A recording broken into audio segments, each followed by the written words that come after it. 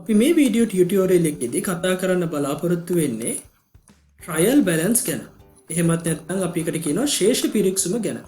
මේ ශේෂ පිරික්සුම එහෙමත් නැත්නම් ට්‍රයල් බැලන්ස් කියන්නේ ඔයාලගේ එක්සැමිනේෂන් එකේ ලකුණු 10ක් ලැබෙන ප්‍රශ්නයක්. මේ ප්‍රශ්නය තමයි ට්‍රස්ට් account වල තියෙන පහසුම ප්‍රශ්නේ. ඒ නිසා මේකට හොඳට අපි ප්‍රිපෙයාර් වුණොත් අපිට ලකුණු 10න් 10ම පහසුවෙන් ලබා ගන්න පුළුවන්. මොකද මේකේ හරියට දැම්මොත් එහෙම ලකුණු කපන්න බෑ කාටවත්. right. ගාන හදනකොට ඔයාලට ගාන හම්බෙන්නේ මෙන්න මේ වගේ ගානක් තමයි ලැබෙන්නේ.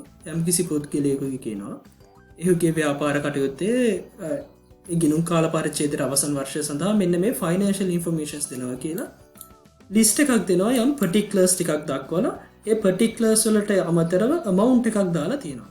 මේ amounts ටික අපි හදන්න ඕනේ. ගාන අවසානයේදී කියනවා ඔයා හදන්න ඕනේ prepare trial balance as at 31st March of 2020. ගාන හදනකොට දැන් අපිට තියෙන පළවෙනි ප්‍රශ්නේ කොහොමද රූල් කරගන්නේ? ට්‍රයල් බැලන්ස් කියලා අපි උඩින් ලියලා මේ විදිහට පේලි 3ක් විතර කොලම්ස් 3ක් යටතේ අපි වගුවක් ගහ ගන්නවා. පළවෙනියටම ගාන වගුවේ අපි පොඩි ඉඩක් තියා ගන්නවා අර පර්ටිකුලර්ස් ටික ලියන්න. අපි ගානේ තියෙන පර්ටිකුලර්ස් දැන් මේක නම් 28ක් තියෙනවා.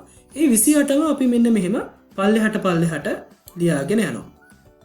ඒ විදිහට ලියාගෙන ගිහිල්ලා අපි තව කොලම්ස් දෙකක් ගහ ගන්නවා ඩෙබිට් සහ ක්‍රෙඩිට් කියලා. දැන් අපිට කරන්න තියෙන්නේ මේ ගානේ තියෙන මේ particulars ටික මේ amounts ටික අපි ඒ විදිහටම අපේ උත්තරේදී debit සහ මේ amount එක debit වලටද වැටෙන්නේ මේ amount එක credit එකටද යන්නේ කියලා ඒක determine කරලා පැති දෙකට හරියාකාරව දාන්න. ඒ විදිහට හරියට දැම්මට පස්සේ මේ 28ම දාලා ඉවර වෙලා අපි debit side එක එකතු කරලා මෙතනට ගන්නවා credit side එක එකතු කරලා මෙතනට ගන්නවා. අපි ගාන හරියට හැදුවනම් මේ amounts දෙකම සමාන වෙනවා. එහෙම සමාන වුණොත් ගණන් ටිකෙත් ඔක්කොම ටික හරියට දාලා තිබ්බොත් ඔයාලට ලකුණු 10න් 10ම ලබා ගන්නට පුළුවන්. හදිස්සියවත් සමාන වුණේ නැත්තම් සමාන වෙන්නේ නැති හේතු මොනවාද? කොහොමද වැරදියට උත්තරය ආවොත් එහෙම එක හරි උත්තරේද කියලා හොයාගන්න. හරියට උත්තරේ හොයාගන්නේ කොහොමද කියන මෙන්න මේ කියන කාරණා ටිකත් මම මේ වීඩියෝ ටියුටෝරියල් එකේදීම කියලා දෙන්නම්. හරි. ගාන පටන් ගන්නකොටම මම ඔයාලට කිව්වා දැන් මේ ගානේ තියෙන අමාරු කාර්යය තමයි මේ දාලා තියෙන amount එක මේ particulars ඩෙබිට් සයිඩ් එකටද වැටෙන්නේ ක්‍රෙඩිට් සයිඩ් එකටද වැටෙන්නේ කියන එක ඩිටර්මයින් කරගන්න. ඒක ඩිටර්මයින් කරගන්න එක අමාරු කාර්යයක් නෙමෙයි. ඔයාලට මතක ඇති මම ඔයාලට පළවෙනි වීඩියෝ ටියුටෝරියල් එකේදී බේසික් accounting concept යටතේ කිව්වා අපි ගණන් ගොඩ දා ගන්න නම් ගණන් ටික පාස් වෙන නම් මතක තියාගන්න ඕනේ පොඩි මන්තරයක් තියෙනවා කියලා. අපි accounting equation එකයි ඊළඟට මම කියපු කාරණාවයි. අපි ඒක මුලින්ම ගානේ උඩින්ම ලියා ගන්නවා.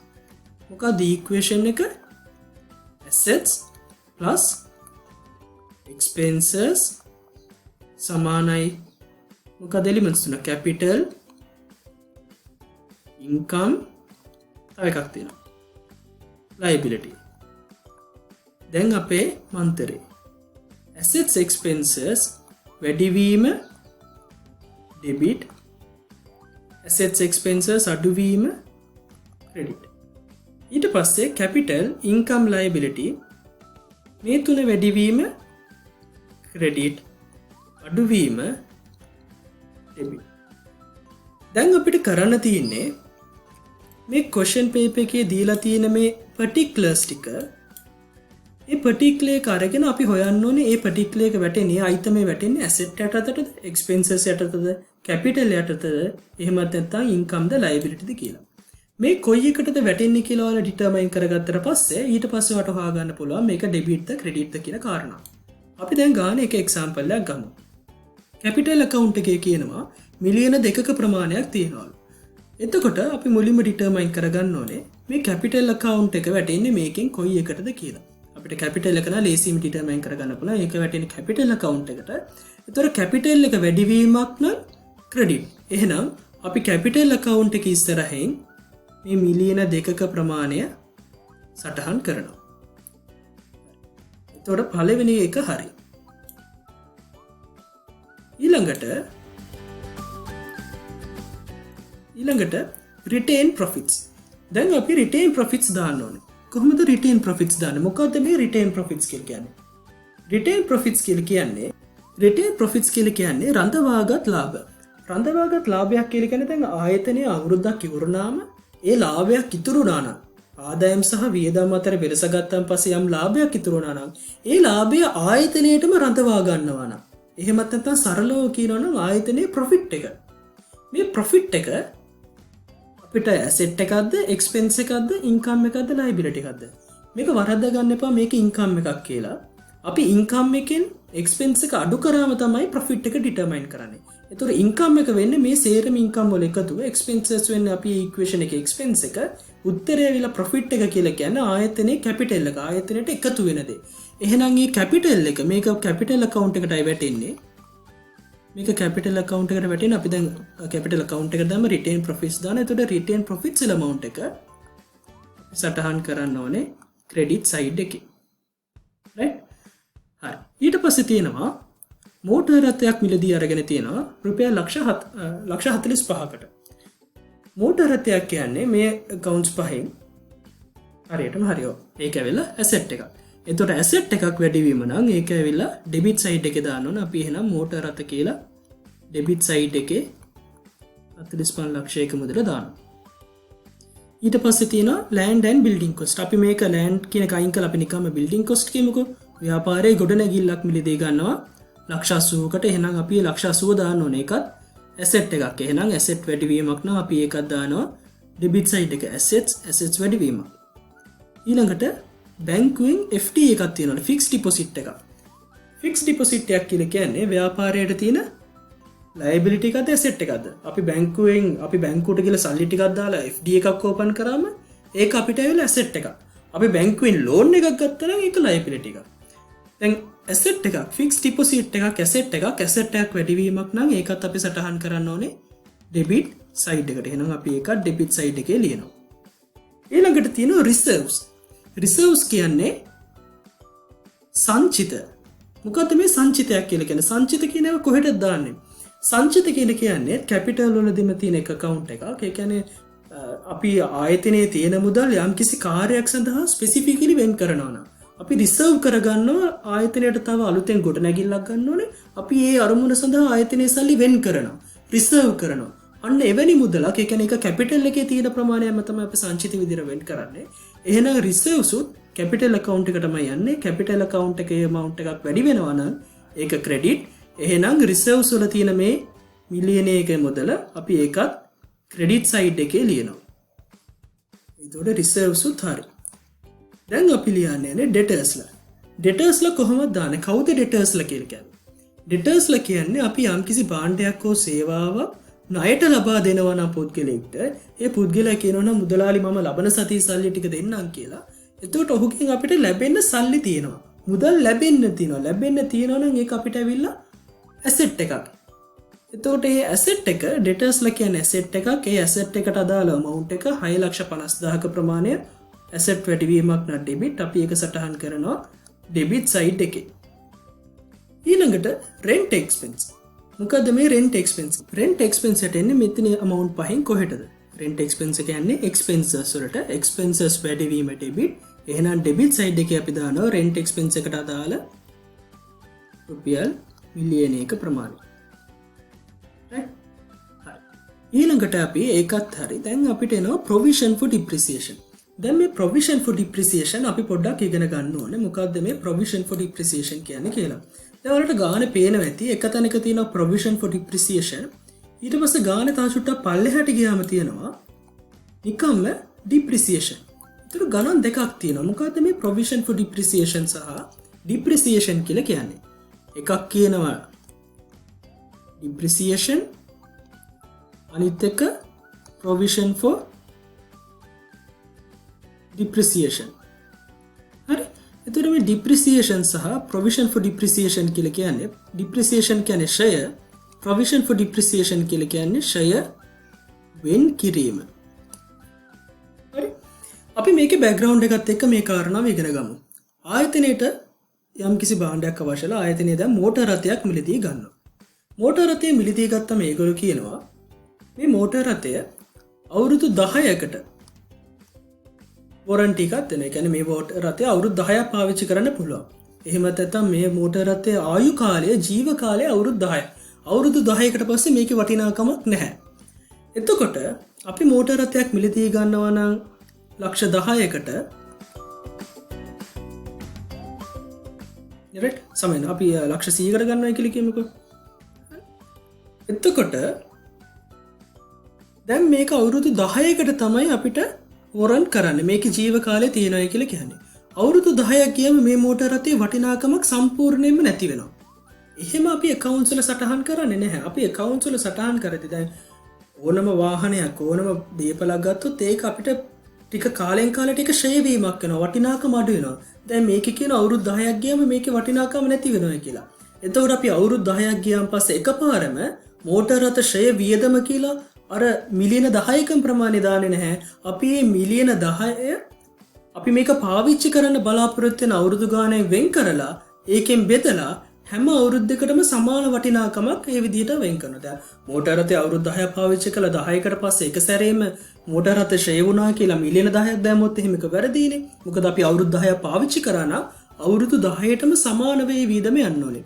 එහෙනම් අපි මේ මෝටර රථයේ වටිනාකම මේකට දීලා තියෙන ජීව කාලයෙන් බෙදලා අපි මේකේ amount එකක් අරගන්නවා. එතකොට අපිට එනවා අපි මේකෙන් එක බිඳුවක් අයින් කරාට පස්සේ ලක්ෂ 10ක ප්‍රමාණය. එහෙමත් නැත්නම් මිලියනයක ප්‍රමාණයක්. එතකොට අවුරුදු 10ම මෙහෙම මිලියනය ගානේ අපි අයින් කරාම අවුරුදු 10ක් යනකොට මේ මෝටර රථයේ වටිනාකම මිලියන 10ක ප්‍රමාණය අපි ශ්‍රේය විදිහට අපේ අවුරුද්දෙන් අවුරුද්දට වියදමක් විදිහට සටහන් කරලා තියෙනවා. එහෙනම් ශ්‍රේය කියන්නේ අපිට වෙන වියදමක්. එහෙමත් නැත්නම් එක්ස්පෙන්ස් එකක්. එතකොට මේ අවුරුද්දට අදාළ ශ්‍රේය වියදම ලක්ෂ 10. එහෙමත් නැත්නම් මිලියනය. දැන් අපි මේ මෝටර රථයේ මිලදී ගත්තේ 2018 අවුරුද්දේ. අපි දැන් මේ accounts හදන්නේ 2020ට. ඒතර 2020ට අදාළ depreciation එක ශ්‍රේය ප්‍රමාණය අපි දානවා motor vehicle depreciation එක expenses යටතේ රුපියල් ලක්ෂ 10ක් විතර. මේ 2020ට අදාළ ප්‍රමාණය. දැන් provision for depreciation කියලා කියන්නේ මේ මෝටර රථයේ කොච්චර ශ්‍රේය වෙන් කරලා තියෙනවද මේ වෙනකොට. දැන් 2018 තමයි මෝටර රථයේ මිලදී ගත්තේ. එහෙනම් 2018 depreciation එකක් තියෙනවා. 2018 depreciation එකක් 2018 depreciation එකක් තියෙනවා ලක්ෂ 10ක ප්‍රමාණයක්. 2019 අපි මේ විදිහටම ලක්ෂ 10ක ප්‍රමාණයක් වෙන් කරනවා. 2020 දී දැන් අපි මේ අවුරුද්දට ලක්ෂ 10ක ප්‍රමාණයක් වෙන් කරා. ඒතකොට මේ ප්‍රමාණය අපි motor vehicle depreciation කියලා expenses යටතේ දැම්මා. දැන් motor vehicle provision for depreciation කියලා අපිට determine කරගන්න වෙනවා මේ වෙනකන් කොච්චර ශ්‍රේය වෙන් කරලාද. එතකොට අපි මේ වෙන් කරලා තියෙන ප්‍රමාණය එකතු කරනවා. 2018 දී ලක්ෂ 10යි. එතකොට අපිට ලක්ෂ 20ක ප්‍රමාණයක් එහෙම නැත්නම් මිලියන 2ක් දැනට provision for depreciation කියලා වෙන් කරලා තියෙනවා. එතකොට මේ depreciation එක අපි expense එකක් විදිහට දැම්මේ expense වැඩි වීමක් විදිහට. provision for depreciation කියලා කියන්නේ එතකොට මේ වෙනකොට දැන් අපි මෝටර රථය ගත්තේ මිලියන 10කට. දැන් කොච්චර මේකේ ශ්‍රේය කියලා වෙන් කළා තියෙනවද? දැන් ලක්ෂ 20ක් ශ්‍රේය වෙන් කළා. එතකොට මේ මෝටර රථයේ දැන් වටිනාකම කීයද? ලක්ෂ කීයද? ලක්ෂ 80යි. එහෙනම් මේ මෝටර රථයේ වටිනාකම දැන් මොකද වෙලා තියෙන්නේ? මෝටර රථයේ වටිනාකම අඩු වෙලා. එහෙනම් assets අඩු වෙලා. අපි provision for depreciation සඳහන් කරන්නේ asset account එකේ අඩුවීමක් විදිහට. එහෙනම් මේක තමයි concept එක. ඔයාලා කටපාඩමින් මතක තියාගන්න ඕන නම් මතක තියාගන්න ඕනේ depreciation කියලා තිබ්බොත් එහෙම ඊට පස්සේ ආයි තියෙනවා provision for depreciation කියලා. depreciation කියලා තිබුණොත් ඒක ඇවිල්ලා expense එකක්. provision for depreciation කියලා තිබුණොත් එහෙම ඒක ඇවිල්ලා asset අඩුවීම. මේක expenses වැඩිවීම. ඒතර මේක තමයි ඔයාලා මතක තියාගන්න ඕන කාරණාව. ඕකට වෙන logical හේතුව තමයි අපි මේ උඩින් කතා කරන්නේ. දැන් අපි මේ ගානේ බලමු depreciation කීයක් තියනවද කියලා. දැන් ගානේ කියනවා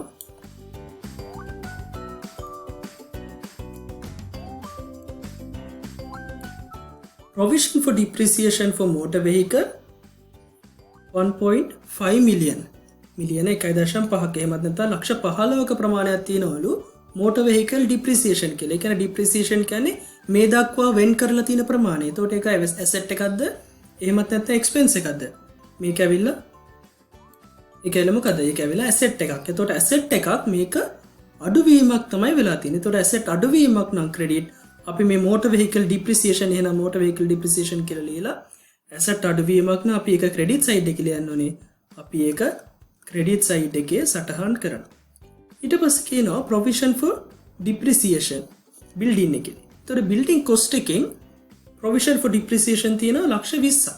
අපි ඒකත් asset එකක් අඩුවීම ක්‍රෙඩිට් අපි ඒ ලක්ෂ 20ක ප්‍රමාණය සටහන් කරනවා මේ සයිඩ් එකේ. right.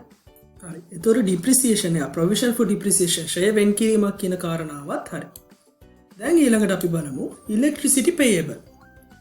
electricity වියදම නෙමෙයි electricity payable ගෙවිය යුතු electricity. අපි වියදමක් ගෙවන්න තියෙනවා නම් ඒකෙන් අපිට ඒක තියෙන වගකීම. ගෙවිය යුතු දැන් electricity board එකේ මාර්තු මාසයේ බිල ඇවිල්ලා තියෙනවා. ඔයා තාම මාර්තු මාසයේ බිල ගෙවලා නැහැ. දැන් අප්‍රේල් මාසෙත් ඇවිල්ලා නම් එහෙනම් මාර්තු මාසයේ වියදමක් ඔයා ගෙවන්න තියෙනවා.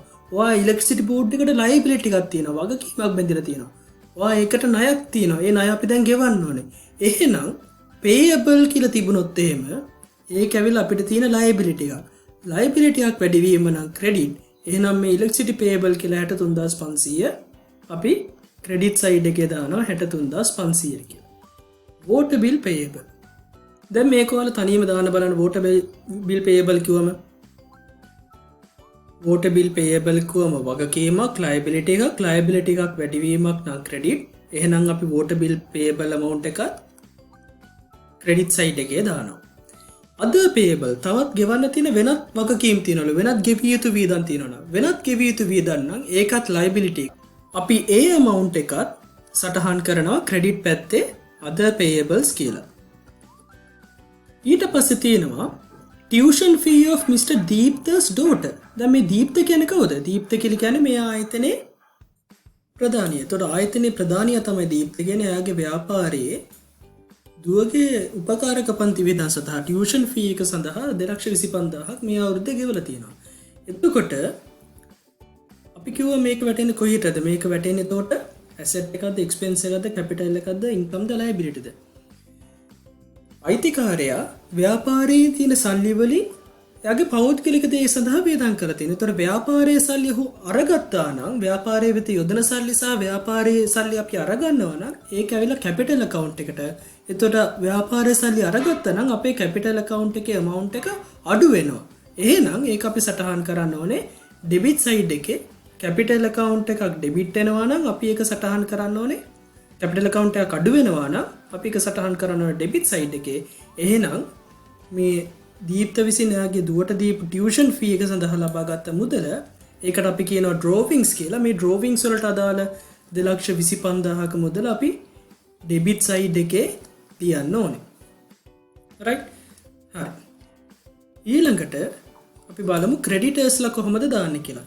creditors ලා කියලා කියන්නේ අපේ ආයතනයේ ඉන්න ණය හිමියෝ. ණය හිමියෝ කියලා කියන්නේ ආයතනයෙන් අපි මොන හරි බඩු ටිකක් පිට කෙනෙක්ගෙන් අරන් තියෙනවා. නමුත් අපි ඔවුන්ට සල්ලි දීලා නැහැ. සප්ලයර්ස්ලට මුදල් ගෙවලා නැහැ. මම රෙදි ටික අරගෙන යන්නම් මම ඔයාලට තව සති දෙකකින් සල්ලි දෙන්නම්. එතකොට අපි සති දෙකක් ඇතුළතදී ඔහුට වගකීමකට බැඳෙනවා සල්ලි ගෙවන්න. ඒ කියන්නේ එතන liability එකක් තියෙන්නේ. එහෙනම් liability එකක් වැඩි වීම credit පැත්තට යන්නේ අපි ඒක සටහන් කරනවා credit side එකේ. ඊට පස්සේ තියෙනවා service income එක. service income කියලා කියන්නේ වචනේ කියලා තියෙන විදිහටම income එකක්.